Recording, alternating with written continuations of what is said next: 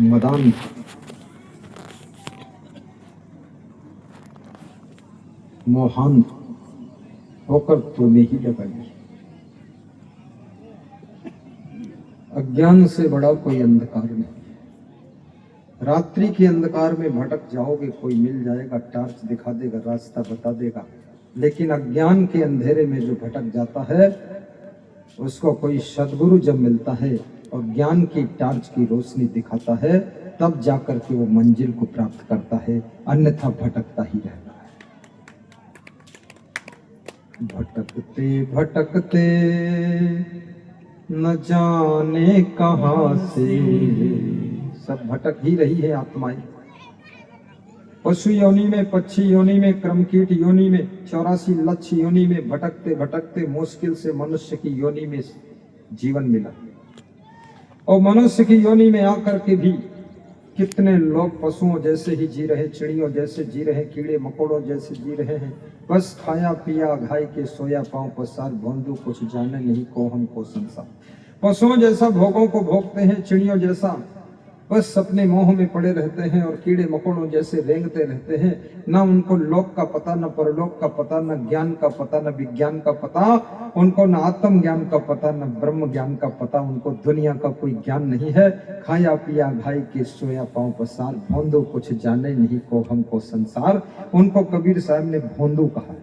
भोंदू किसको कहते? जो मूर्ख होता है वो भोंदू, जो अपना भी हित अनहित न जान सके, अपना कल्याण अकल्याण समझ ना सके, अपना कैसे उद्धार होगा, कैसे सुधार होगा, कैसे बेड़ा पार होगा, दूसरों की बहकाव में आकर के अपनी जिंदगी को डाइवर्ट कर दे और अपने अच्छे राह को छोड़ करके गलत राह पर चला जाए, वो पशु से भी गिरा गुजरा होता है। इसलिए याद रखना, चाणक्य ने कहा है कि आहार निद्रा भय मैथुनानि सामान्य चैमान्य नराम पशु नाम ज्ञानम नराणाम अधिको विशेषो ज्ञान हीना पशु समाना येषाम न विद्या न तपो न दानम न चापशीलम गुणो न धर्मा ते मृत्यु लोके भूय भार भूता मनुष्य रूपेण मृगाश्चरन्ति।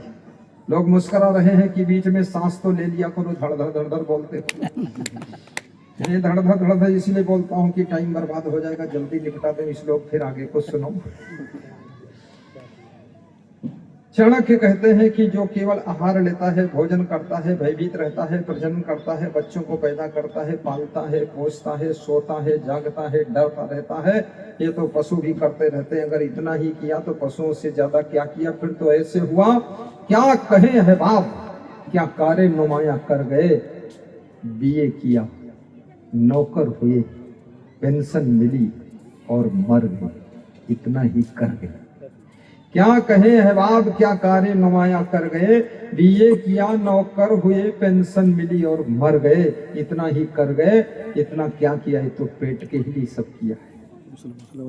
पेट के लिए, बेटी के लिए, बेटा के लिए, बेटी के लिए तो सभी कर रहे हैं। लेकिन जो पेट बेटी बेटा बेटी से ऊपर उठ करके धर्म के लिए करता है, भक्ति के लिए करता है, सत्संग के लिए करता है, जन कल्याण के लिए करता है, देश के लिए करता है, याद रखना उसी को मनुष्य कहा जाता है। जो अपने स्वार्थ से ऊपर उठ करके परमार्थ के लिए जिंदगी जीता है, उसी इंसान में भगवान का रूप प्रकट हो जाता है। जोर से ताली बजाइए, आप कितना कमजोर दिख रहे हैं। ये उत्सव है, उदासीनता का कार्यक्रम नहीं है। यहाँ शमशान घाट नहीं है, यहाँ मरघट नहीं है, यहाँ पर तो केवल उत्साह ही उत्साह है। इसलिए सबके चेहरे पर, मुखमंडल पर खुशी होना चाहिए और हाथों में ताली होना चाहिए और भूख लगे तो भोजन की थाली होना चाहिए। बोल असंग साहेब, भीतर साहेब की जय। मिला दो मुझे को गुरुवर से, तेरा गुण हम भी गाएंगे। गाइए दयापाल साहब। तो मुझे सबको बैठाओ, ठीक से जाओ, शांति बनाइए, तेरा सबको बैठाते जाइए और शांति बनाइए। मिला दे मुझे को गुरुवर से, तेरा गुण हम भी गाएंगे। मिला दे सबके मन में एक ही इच्छा होनी चाहिए कि एक बार गुरु जी को बुलाना है, सत्संग कराना है, सबको दर्शन कराना है, प्रवचन कराना है। ठान लो, जैसे सोमा भाई ने ठाना था, दिनेश भाई, रता भाई, जगदीश भाई ने ठान लिया कि इनको बुलाना है। मेरे से फोन करते थे सोमा भाई, कहते थे एक बार असंग साहिब को बुलाना है। मैंने कहा मुझको बुलाना बहुत कठिन काम है, ये समझ लेना, मुझको बुलाना ऐसे है जैसे हाथी को पालना। अरे बोले मैं आपको तो बुलाऊंगा ही, चाहे जो भी हाथी खा ले। ऐसे पैथा भाई के मन में इच्छा है कि एक बार पधरौनी करा दूंगा, खड़े हो, एक बार पधरौनी करा दूंगा, उसके बाद में फिर प्रोग्राम भी करा दूंगा, बैठो। ऐसे नागर भाई और शैलेश भाई के मन में भी इच्छा है, खड़े हो अहमदाबाद वाले खड़े हो जाइए। ये देखो इधर खड़े हुए हैं, इनकी इच्छा है एक बार तो अपने गांव में बुलाकर ही मानूंगा, और मैं सोच लिया हूँ 2 बार तुम्हारे गांव आकर ही मानूंगा। ये नागर भाई ये खड़ा हुआ, देखो बहुत श्रद्धा है इनकी। बैठिए साहब। हमारे श्री महान भक्त भद्रेवाड़ी वाले खड़े हो जाओ। धना जी, विपुल भाई बोल दे, बाला भाई और कांति भाई और राजेश भाई और दशरथ भाई। ये देखो कांति भाई सरपंच है, मेरे जैसी पगड़ी बांध के बैठा है कि तुमसे कम नहीं हूं, बुलाऊंगा तो ये दम नहीं है। ये कांति भाई है, ये सरपंच बन गया, ये मेरे को बुलाएंगे। आप बुला सकते हो क्योंकि हमारी तुम्हारी पगड़ी मैच कर गई। ओ बलवान भाई बैठा हुआ है, बलवंत भाई। ये देखो बलवंत है ना, कनु भाई, कनु भाई, कनु भाई, कनु भाई है। कनु भाई कल रात में आया, मेरे लिए 11,000 दान देकर चला गया चुपके से। इसकी पत्नी क्या नाम, राधा, राधा। ये राहुल का पिता है क्या? हाँ। राहुल कहाँ, तू खड़ा क्यों नहीं होता? ये राहुल का पिता है। राहुल बहुत सेवा किया है और नित्य दान हमारे लिए करते हैं। नित्य दान डिब्बे में 10 रुपए, 20 रुपए, 50 रुपए वोट डालते हैं और दान भी दिया है। नित्य दानी भक्त है और गुरु का बहुत प्रेमी भक्त है। कल इसने भी हमारी सेवा अच्छी की। मेरी सेवा अच्छी ही करना चाहिए क्योंकि मेरे पास खर्चा भी बहुत अच्छा है। मेरा जानते हो 30 लाख का तो डीजल जल जाता है साल का, 10 लाख के टायर पड़ जाते साल के, 15 लाख सर्विसिंग मेंटेनेंस गाड़ियों में खर्च होता है और 20 लाख कर्मचारियों का वेतन साल का है। और ये पंडाल और माइक का ओवरहालिंग ये 10 लाख का ये होता है। दमादम मस्त कलंदर, तुम भक्तों का पहला नंबर। लेकिन मैंने ये व्यवस्था इसलिए बनाया है कि दूसरे पंथों में धन बहुत है, बड़ी बड़ी उनकी टॉप की VIP व्यवस्था रहती है। हमारे भक्तों के पास उतना ज़्यादा धन नहीं, लेकिन मन है। तो मैंने सोचा भक्तों के लिए, संतों के लिए हम VIP व्यवस्था कर देंगे। जो भी थोड़ा थोड़ा दान करेंगे उसी से हम सेटिंग करके सब खर्चा चला देंगे। लेकिन व्यवस्था कबीर साहब की भी टॉप की रहेगी और ये व्यवस्था आपकी रहेगी। इसलिए सब कुर्सियों का प्रबंध है कि ठाट से बैठे। हम गरीब हैं तो निश्चित है क्या है, दूध पिएंगे, थोड़ा पानी डालकर पी लेंगे। हाँ ऐसा रहेगा, वो भी वाइट कलर। वो अमीर है, थोड़ा दूध की रबड़ी बनाकर खा सकते हैं, लेकिन मेरा दूध थोड़ा पानी डालकर हम लोग पी सकते हैं। पर कबीर साहब का पंथ अब गरीब नहीं है, अब हमारे पंथ के लोग आगे बढ़ते हैं। असंग साहेब की जय। बच्चों से मैं निवेदन करूंगा, बेटियों से, बेटों से कि ऊंची शिक्षा प्राप्त करो। थोड़ा थोड़ा पढ़ने से कुछ नहीं होगा। 10th पास हो गए, 9th फेल हो गए, 8th में गए ही नहीं और 11th का पता ही नहीं है, 12th का कोई अता पता नहीं है और ग्रेजुएट करके घर में बैठे हुए हैं, एरंड के पेड़ पर चढ़ रहे हैं। इससे काम चलने वाला नहीं है। फैशन छोड़िए, टेंशन छोड़िए, व्यसन छोड़िए और याद रखना अपनी जिंदगी का श्रृंगार शिक्षा से कीजिए, संस्कारों से कीजिए। अपनी जिंदगी को भक्ति और सत्संग से सजावट कर लीजिए। फिर देखिए आप एक बहुत बड़े अफसर बनोगे, बहुत धनवान बनोगे, महान बनोगे, गुणवान बनोगे, चरित्रवान बनोगे। फिर जो चाहोगे वो बनेगा, अच्छा मकान बनेगा। फिर ऐसा नहीं ढूंढना पड़े कि गुरु जी के रहने के लिए गाँव में मकान नहीं मिल रहा है। अरे सबका मकान टाप का है, चाहे जिस मकान में गुरु जी रह ले, और सबके पास एक एक कार भी टाप की होनी चाहिए। ये साइकिल और मोटरसाइकिल ये कोई गाड़ी है? कार होनी चाहिए, 4 पहिया वाली होनी चाहिए, कम से कम 4 पहिया वाली। मैं जिधर निकलूं, जिसकी कार में बैठना चाहूं, कार में बैठ जाऊं। मैं तो तुमको संस्कार में बिठा दूंगा, तुम हमको कार में बिठा दो, ताकि जिंदगी बेकार में ना हो, जिंदगी साकार हो जाए। तुम सोचते होगे गुरु जी के जोश क्यों रहता है? जोश इसलिए रहता है क्योंकि ब्रह्मचारी हूं। जोश इसलिए रहता है, जोश रहता है इसलिए रहता, और क्यों रहता है? म्याऊं म्याऊं सत्संग करूं तो सब लोग सो जाएंगे, इसलिए दमदारी से करता हूं, ताकि सबके दिल झंकृत हो जाते हैं, मन झंकृत हो जाता है, और सब चेत जाते हैं, सोचते हैं कुछ होने वाला है, महाभारत शुरू होने वाला, क्या होने वाला है? कौरव दल को मारना है। अर्जुन के समान तुम हो, सारथी के समान गुरु है, और इंद्रियों के घोड़े हैं, और मन पर विवेक की लगाम है, और संयम का अंकुश है। याद रखना, संयम के चाबुक को लेकर के और नियम की राह पर चल करके इंद्रियों को कंट्रोल में रखते हुए दुर्गुणों के कौरव दल को, बुराइयों के कौरव दल को और अहंकार रूपी दुर्योधन को मारकर गिराना है, और महाभारत में अर्जुन बनकर जीत को हासिल करना है। यही अपनी जिंदगी का लक्ष्य होना चाहिए। साहेब बंदगी बोलो, साहेब बंदगी। बंद कर दो कि और सुनाऊं? सुना भोजन करने वालों की संख्या घट गई है जब प्रवचन शुरू हुआ है। हाँ। सब महिलाएं उधर से मुड़ मुड़ कर इधर देखती है, घूंघट निकाल के कि अरे चालू हो गया, जल्दी खाओ पियो चलो। और सुनाऊं? अहमदाबाद नहीं जाओगे क्या? अरे क्या बात करते हो? शैलेश भाई के मन में बात छू गई कि और सुन लो, अहमदाबाद तो कहीं थोड़े चला जाएगा, रात में भी पहुंच जाएंगे अहमदाबाद, पर ये गुरु कब मिलेगा, हो जाएंगे बर्बाद, इसलिए अहमदाबाद बाद, और पहले गुरु का ले लो स्वाद।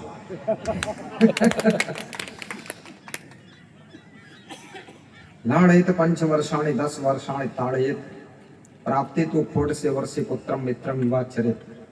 लाड़ेत बहो दोषा ताड़ेत बहो गुणा तस्मात् पुत्रस्य शिष्यच्च ताड़येन न तु लालयेत। बड़ी विलक्षण बातें हैं। 5 वर्ष तक बच्चों के साथ में लाड़ प्यार कीजिए, स्नेह कीजिए, दुलार कर दीजिए, लेकिन 5 साल से जब बड़ा हो जाए बच्चा तो उसको अनुशासन में रखिए, कंट्रोल में रखिए, देख रेख में रखिए, नजर में रखिए, पैनी नजर रखिए, कहाँ गया बच्चा, कहाँ बैठा बच्चा, किसके साथ गया बच्चा, बच्चा मेरा किधर है। याद रखना, बच्चा इसीलिए नाम है, उसको बचाना पड़ता है। अगर बच्चा को बचाया नहीं तो बच्चा कच्चा ही रह जाएगा, और बच्चा को बचाना आ गया तो बच्चा इतना अच्छा होगा, इतना सच्चा होगा कि बच्चा तुम्हें बुढ़ापे में सुख देगा, शांति देगा। 16 वर्ष का बच्चा हो जाए तो पुत्र में पुत्र का दर्शन नहीं करना चाहिए, बेटी में बेटी नहीं देखना चाहिए, बेटी को अपना मित्र समझना चाहिए, पुत्र को भी मित्र समझना चाहिए। 16 साल के बालक के साथ में मित्र जैसा व्यवहार कीजिए, मित्र जैसा बैठ करके सलाह कीजिए। हमारे साथ में संत महात्मा है, छोटी छोटी उम्र के भी संत है, इनके साथ बैठ करके हम सलाह करते हैं, बड़ी बड़ी सलाहें कर लेता हूं। संत महात्मा जानते हैं कि मेरे गुरुजी जो डिसीजन लेंगे वो टॉप का डिसीजन होगा। ये छोटे छोटे संतों से भी सलाह कर लेते। अपने बच्चों से सलाह करोगे तो उनका मन जो है जिम्मेदारियां पकड़ेगा।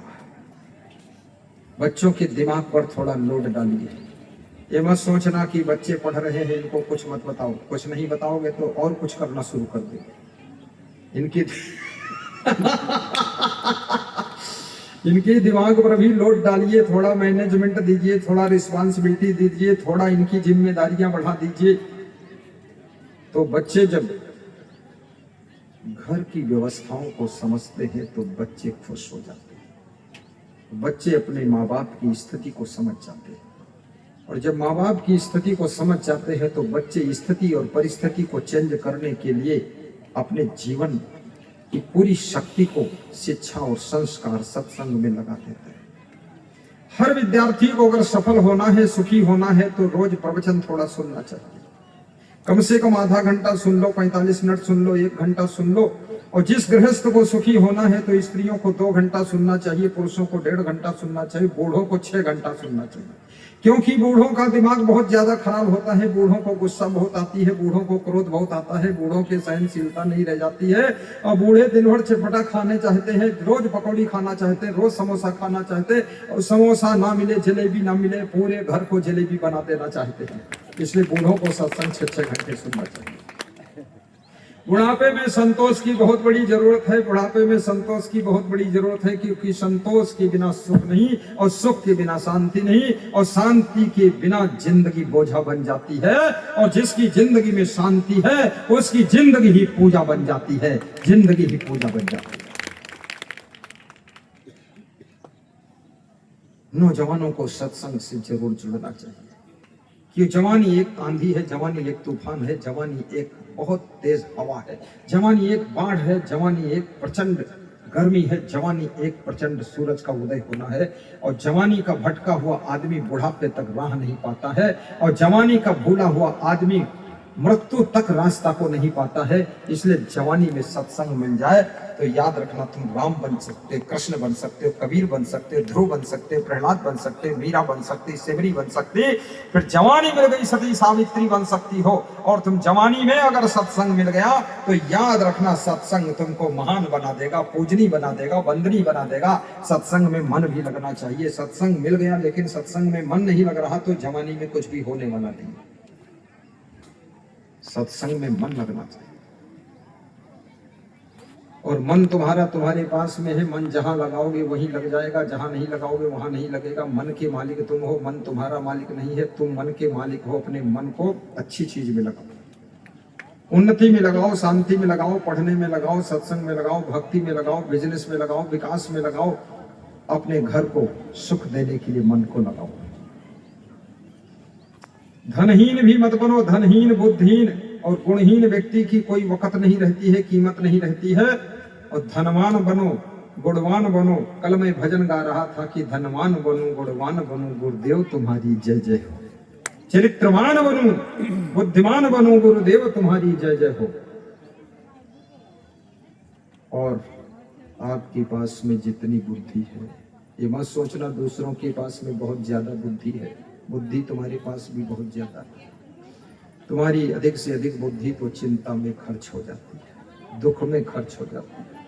बहुत सी बुद्धि तुम्हारी टेंशन में खत्म हो जाती है। बहुत सी बुद्धि तुम्हारी घर की समस्याओं में उलझ के रह जाती है। बहुत सी बुद्धि का हिस्सा तुम्हारा तो बीमारियों में उलझ के रह जाता है। बहुत सी बुद्धि तुम्हारी घर के तनाव में चली जाती है। बहुत सी बुद्धि तुम्हारी आलस्य में भी व्यर्थ पड़ी रह जाती है। बहुत सी बुद्धि तुम्हारी नशा व्यसन की आदतों में छितर बितर हो जाती है। इसलिए अपनी बुद्धि को कंट्रोल कीजिए। बुद्धि के बिना कुछ काम होगा नहीं। बुद्धि बहुत है, बुद्धि इधर उधर भागने मत दीजिए। आपके पास में 10 करोड़ रुपया है लेकिन इधर उधर खर्च करोगे, यत्र तत्र सर्वत्र अन्यत्र फेंकोगे, गलत कामों में खर्च करोगे तो 10 रुपये भी नहीं बचेंगे, मकान नहीं बनेगा, गाड़ी नहीं आएगी, कोई काम नहीं होगा। लेकिन 10 करोड़ रुपये को सही ढंग से खर्च करो। 1 करोड़ का मकान बना दो, 1 करोड़ की 10-12 गाड़ियां ले आओ, किराए पर चला दो, और 5-6 करोड़ में प्लाट लेकर के फिर से प्लाटिंग करके बेच दो, तो 6 करोड़ से 12 करोड़ कमा लो। और 1 करोड़ में गुरुजी का सत्संग हर साल करा दो, 10 लाख खर्च कर दो। और एक खेल ऐसा सिखा दो, नंबर 1 के खिलाड़ी बन जाओ। जिंदगी में न खेल बदलता है न खिलाड़ी बदलते हैं। वही पत्नी रहती, वही पति रहता, वही माँ रहती, वही बाप रहता, वही ससुर, वही सासू, वही भाई, वही बहन और वही जमाई।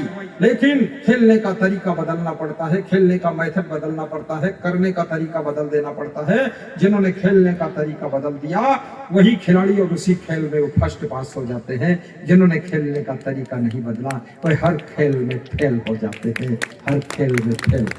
बोले सतगुरु भगवान की। यदि आपके पिताजी को गुस्सा ज्यादा आता है तो तुम कम खा लो, क्योंकि पिताजी को अहंकार भी है कि मैं पिता हूं और तुम बेटे हो। वह समझते मैंने इसको पैदा किया है, बात भी सही, पैदा भी किया है। यदि उनको गुस्सा ज्यादा आता, जोश ज्यादा आता है तो तुम गम खा लो, सह लो। सहने से फायदा ये होगा, जो होगा सो होगा, मैं बताऊंगा क्या होगा।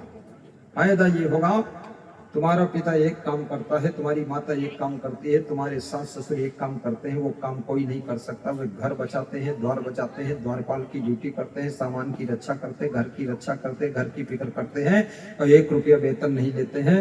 रूखी सूखी रोटी खा लेते हैं, रात में सोते नहीं है, दिन में तुमको सोने देते नहीं।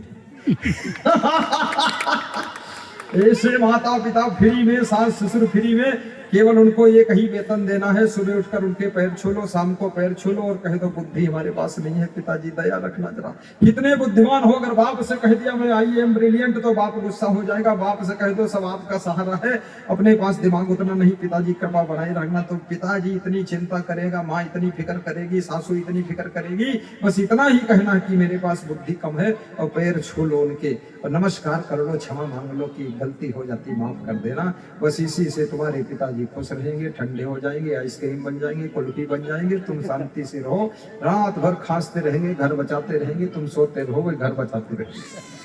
ये बूढ़ों को भी डील करने का तरीका सीखो, बूढ़ों को तंग मत करो, अपने सासू को छोड़ करके इधर उधर मत जाओ, बूढ़ी सासू को बिल्कुल सेटिंग करके रखो।